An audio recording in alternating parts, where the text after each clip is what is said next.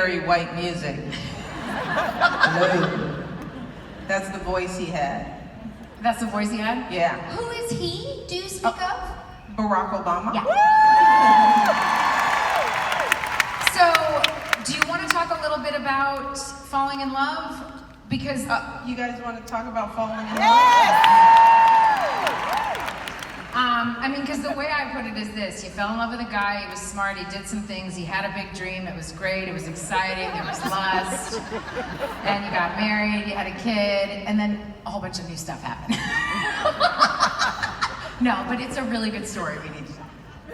So, what would you say are your top three? Okay, top three things when you realized you had fallen in love with him, and then the top three things now that you're in love with.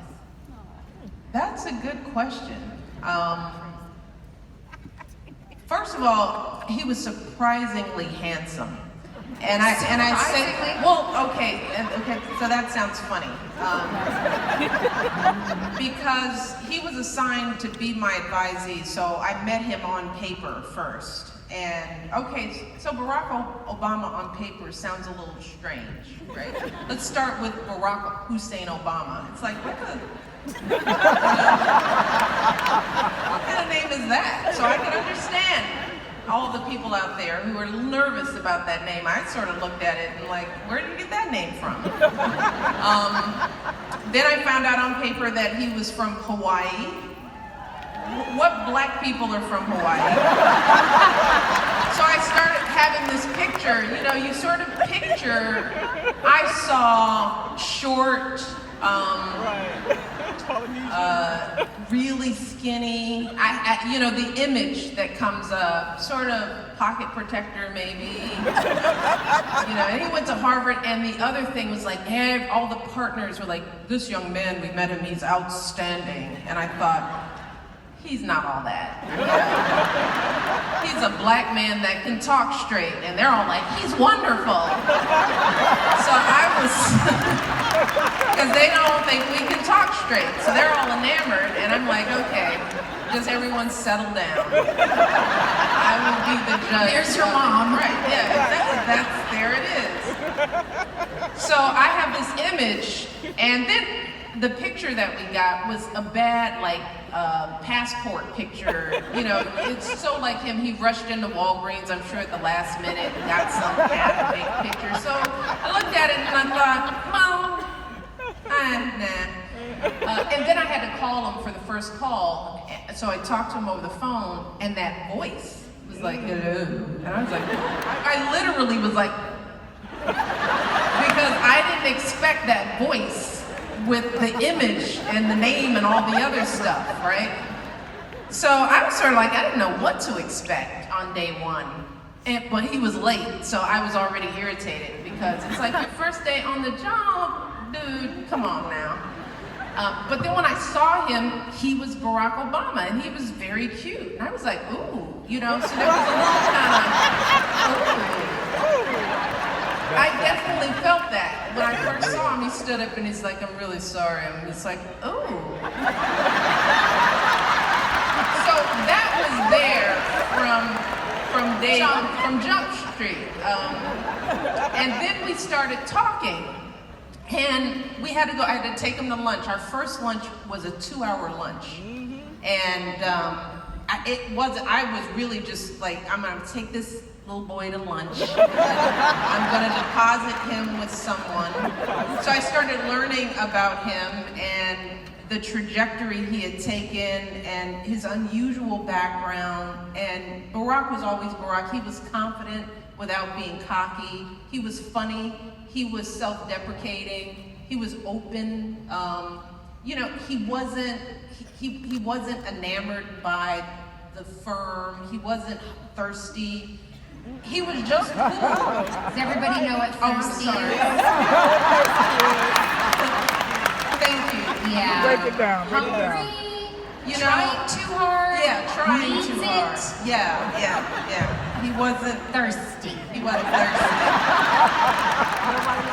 So I liked all that. But then at the end of lunch, he picked up a cigarette and lit it. And I was like, ooh. I was like, what's wrong with you that you smoke? And you said that. Oh, I said that. Yeah. I was like, what is wrong with you? You seem really smart. And he was like, yeah, man, I know it's a bad habit. And that was even kind of cool because he wasn't like defensive.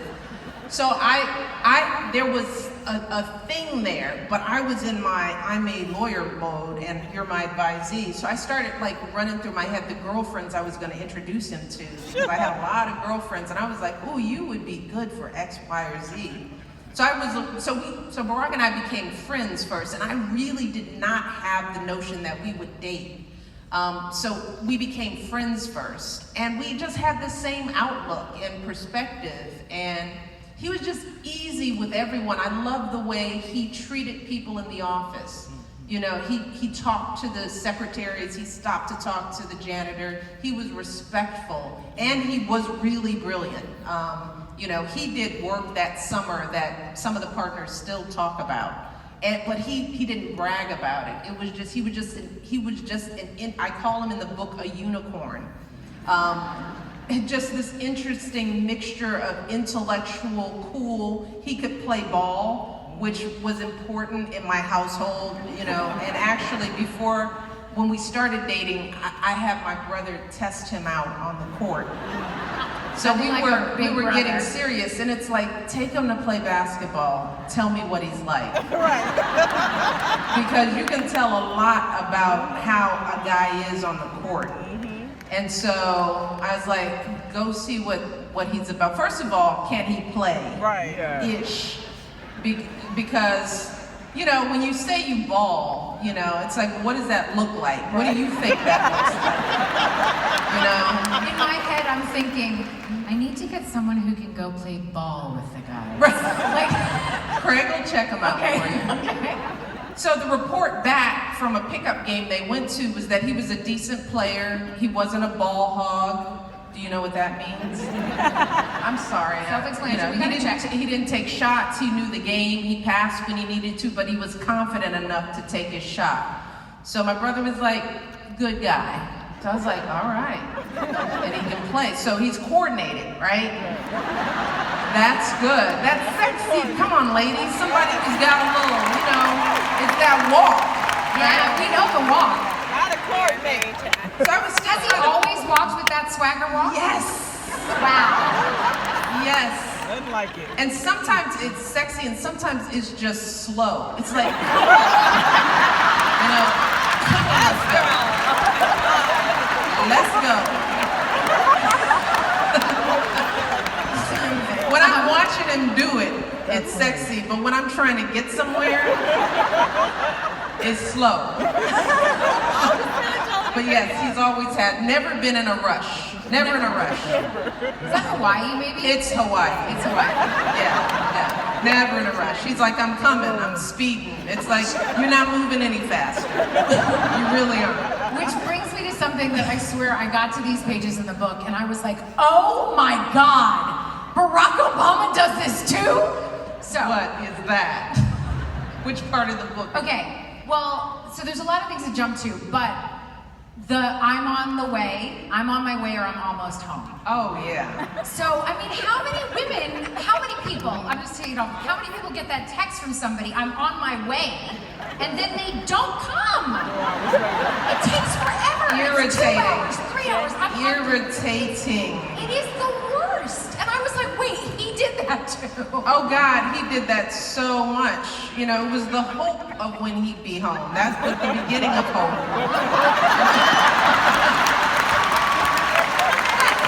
He had aspirations of being home.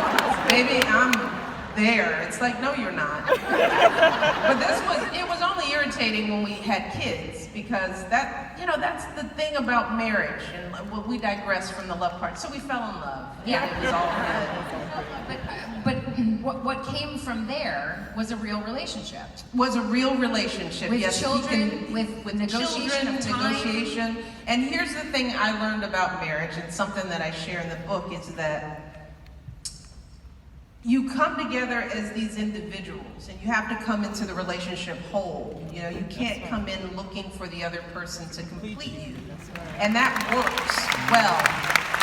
The other thing, ladies, the other part about Barack, the characteristics, was how he treated the women in his life.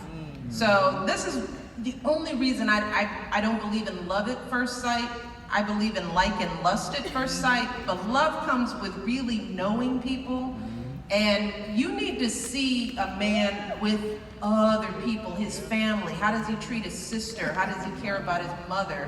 Does he care about his grandmother and his friends? And it takes time for that for that to reveal itself. And he passed all of those tests. So it wasn't that he was Harvard trained or had a future. I didn't buy into the potential. I bought into who he Let's repeat was. that. I didn't buy into the potential. But you enter into the marriage as individuals, and it works well. You know, where you go off and do your thing, and then you come together, and it's like cool, and you're kind of happy too, because you know, if Barack was like in Springfield for a week, then I had the bed to myself, and I had the clicker, and, you know, and then he'd come home on the weekend. It's like, oh, I missed you, and we go out to dinner, and that was all cool. Can I ask how old you guys were at that point? We were in we got married. He was 28, I was 26. I get numbers wrong. But in that area? In our late 20s, early 30s.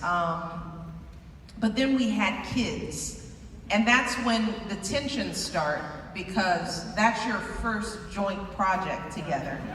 And it's a really important project. And that's when the inequality starts to rear its ugly head, you know, where all the socialized norms come into play with a man who's very open and equal and, you know, believes in me and invests in me. But when it came time to who was making the doctor's appointment, who was scheduling babysitters, who, you know, was making sure that the kids had summer programs, and whose career got altered because he was making his political ascent, that's when the tensions start. So I'd be at home with the girls, and he would be coming back from Springfield, and for example, would have to stop at a reception. You know, we're trying to figure out, do I keep the dinner warm? Do I keep the girls up? They're still young, and my girls had a bedtime. I was like, 7:30, lights out. Right. Good night. So he would interrupt the flow.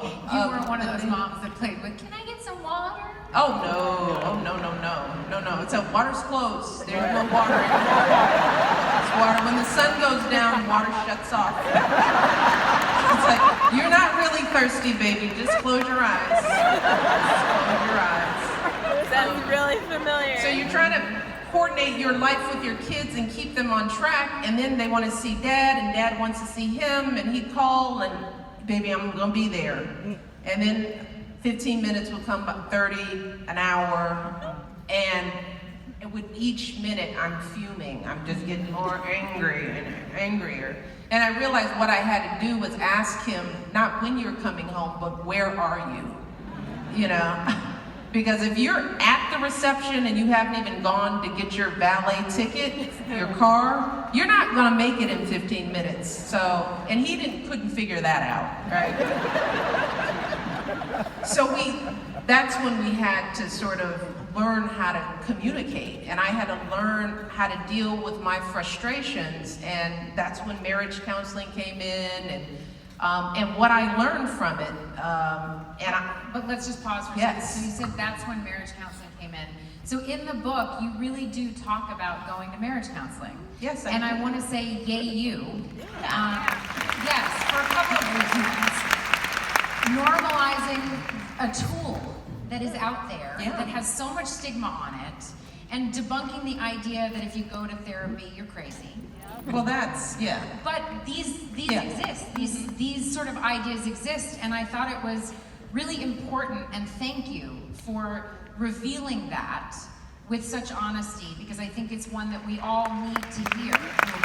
And you know, there's a way that we have put you on a pedestal but you constantly remind us to get our pedestals so we can be up next to you. Well, and also, when I know that people look at our relationship, young people look, #relationship goals. That's what you all do, right? Nicely done. Nicely done. That's what Yes. it is. And I think that's great, but what they see in public is the easy part. Yeah. It's the fist bump, it's the love, it's the handhold, and I see young people running away from their marriage when things get hard. And it's like, oh, marriage is hard. It's hard for everyone, and I love my husband, and he's a good man, and he's not crazy, and he loves me, and it's still hard. So I want young people to understand what the heart is, so And that old people. so you don't run away the first time you have a I think problem. all of us are struggling with that. Yeah. You know, that space between what you think you should have or should be happening and Yeah. what's really happening, as if it's something you're doing wrong or you should pretend isn't happening. And there you lay it out in the book in a way that all of us get to stand there next to you and know that, like, we're not alone in struggling in our relationships. That's in right. the loneliness that you felt. Yeah, Which, you know, loneliness is a part of our lives, but it's like something we think we're all supposed to run from. Whether That's you're in a right. relationship or single, it is a thing that you have to learn how to navigate and be with. And for me, I had to recognize that there was a problem in order for me to fix it. Yeah. You know, so if you're pretending like the problem doesn't exist, then you won't get the help that you need. And going to marriage counseling helped me really, it was a turning point for me personally as an individual, let alone a turning point in our marriage. Because you know, you go to marriage counseling, I was thinking, well, we're going together, but Dr. Such and Such, you're really gonna fix him. Right. So I'm gonna sit here and explain to you his problems. And I'll sit here and be like, tell him, tell him about himself. Because I've been trying to, Dr. Such and Such. Please have at it. And no, not such luck. He didn't do that, the doctor. He was like, well, let's talk about you. I was like, oh, me? Oh, no, I am perfect. So I was like, oh, okay, if we must, we can spend a few hours on me. But what I learned was that I was looking to my partner to make me happy. I was waiting for him to make me happy. And while our job is to make each other happy, it's still my job in my marriage to figure out what my happiness is. And then to make that happen for myself with or without him. You told a story that I thought was really a way that you have continued to allow your daughters to see examples of the freedom of choice that they can have, and that their life does not revolve around a man. Oh, yes. And even in that early space, you talked about the waiting up for him to come home. Well, one of the solutions was we stopped waiting because I would get frustrated and I would feel hurt from the waiting, and and my life would be put on hold, and I didn't want my girls to grow up thinking that life only begins when dad shows up, and that you don't get to eat, you're starving, and then we're waiting and you're calling. So what we started doing, which we carried through the White House, was we set dinner at a certain time. In the White House it was 6:30. When the kids were young, it was 6:30. And I told Barack, it's 6:30. And if you want to be here for us with dinner, you have to be here at 6:30. I wanted to see my kids, I wanted my daughters to see me as a woman moving forward with her life and not waiting for a man all the time. So we even did that in the White House. It was like, dude, I know Syria, whatever is going on. If you want to eat with us, and you don't have to, but you say you want to eat with us, this is when we're eating, so you catch up to us. And that helped me feel like I had more control over my life. And he actually showed up on time. I mean, the whole White House was shut down. It'd be like meetings, national security advisors. It's 6:15. We gotta wrap this up. And he could come and eat and he'd go back and do work, but dinner time was at a set time. And so I was happier, the girls' schedules were on point, and he adjusted, and I was grateful for his adjustment. I let him be better, and he did it for me. So that's one of the many things I learned. And I also learned to prioritize myself, because I was getting mad at him for going to the gym. It's like, well, how are you getting your workout in? I have 2 children. What are you doing? And he was doing what men do. They prioritize themselves. They're number 1 on their priority list. And look, not hating, you know, we should be higher up on our priority list, ladies. So we should be adjusting things so that we get the babysitter, we get to the gym. It's okay for our girls to see us as number 1 on our own list. It's important for our children to see their mothers prioritizing themselves, and they're okay with it. So I learned that through counseling. That period was enlightening, and I don't think I would have gotten there without someone else turning the finger around at me and going, well, what are you doing? And it's like, well, I never thought about me. So, thank you for sharing that.